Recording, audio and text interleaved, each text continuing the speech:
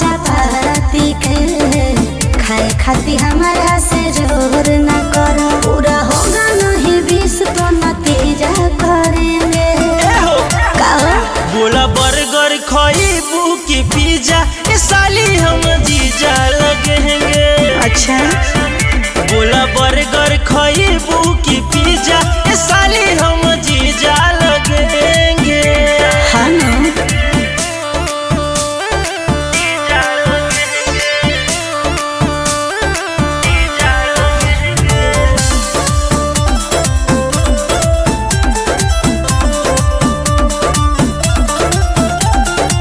चढ़ी जाए माल पर तू छेड़ा तारा माल के चुमा तारा गाल हाथ बांधी रुमाल के।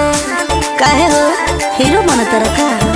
काहे मारेलू मुसुकिए से आँख फराक पे नी पियर हो।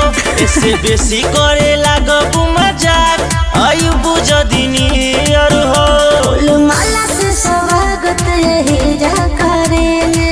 ए साली जी कहो बोला बर्गर खइबू की पिज्जा ए साली हम जीजा लगेंगे। तो बोला बर्गर खइबू की पिज्जा ए साली हम जीजा लगेंगे। कहल का चाहता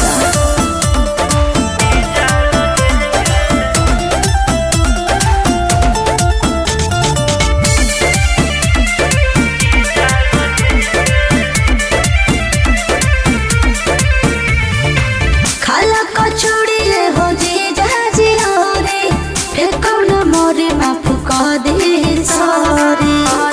ए जी सॉरी ना। हमरा बाड़ू गोरी तू ही पसंद फेल रसियन बाटे हो। अरे। पूरा भइल बा